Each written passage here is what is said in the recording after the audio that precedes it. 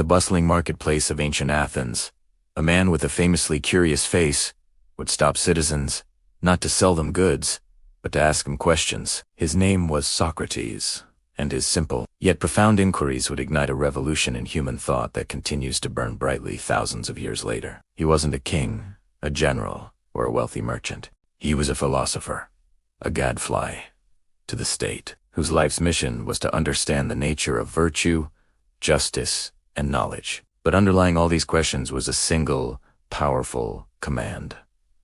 Know thyself.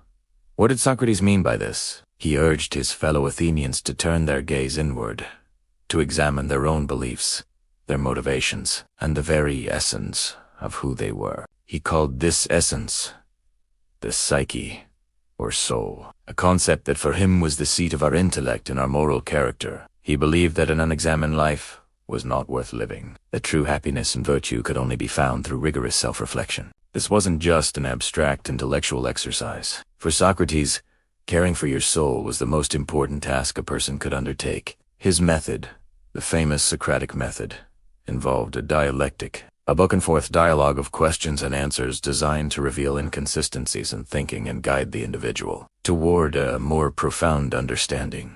He claimed ignorance, not as a sign of weakness, but as the starting point of all wisdom. By admitting we don't know, we open the door to genuine learning. But in asking us to know ourselves, Socrates posed a question that would echo through the millennia.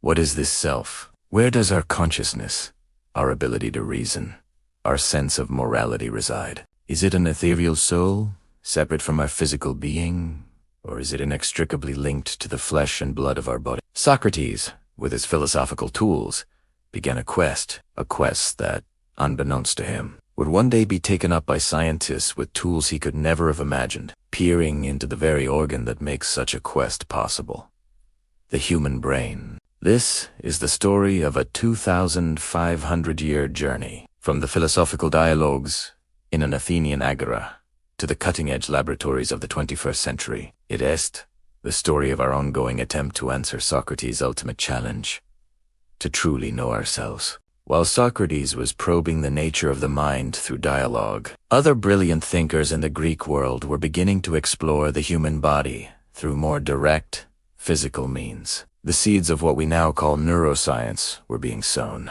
not in philosophical debate, but on the dissection table. One of the earliest pioneers was Alcmaeon of Croton, a physician and philosopher who lived around the same time as Socrates. He is thought to be one of the first to perform dissections on animals. Through his observations, Alcmaeon made a revolutionary proposal for his time. He argued that the brain, not the heart, was the center of sensation and thought. Alcmaeon knew our senses connect to the brain through nerves. Wild, right? He reasoned that if the brain was the hub for all incoming information, it must also be the place where that information is processed and understood. Following in this tradition was the legendary Hippocrates, the father of medicine. While he is most famous for his ethical oath, he also made significant contributions to our understanding of the brain. In his work on the sacred disease, which dealt with epilepsy, he passionately argued against the supernatural explanations for the condition. He stated unequivocally that epilepsy was not caused by divine intervention, but by a disease of the brain. He wrote, "Men ought to know that from the brain, and from the brain only, arise our pleasures, joys, laughter, and jests, as well as our sorrows, pains, griefs, and tears. Through it, in particular, we think, see, hear, and distinguish the ugly from the beautiful, the bad from the good, the pleasant from the unpleasant." This was a powerful, naturalistic view of the mind. The exploration took a monumental leap forward in the Hellenistic period in Alexandria, a hub of knowledge and learning. Here, two physicians, Erophilus and Erosistratus, performed the first known systematic dissections of human bodies. This was a controversial practice, but it yielded incredible insights. Erophilus meticulously traced the pathways of nerves, distinguishing between sensory nerves, which carry information to the brain, and motor nerves, which carry commands from the brain to the muscles. He identified different parts of the brain, including the cerebrum and cerebellum, and noted the ventricles, the fluid-filled cavities within. Erasistratus built upon this work, proposing that the complexity of the folds on the surface of the human brain was linked to our superior intelligence compared to animals.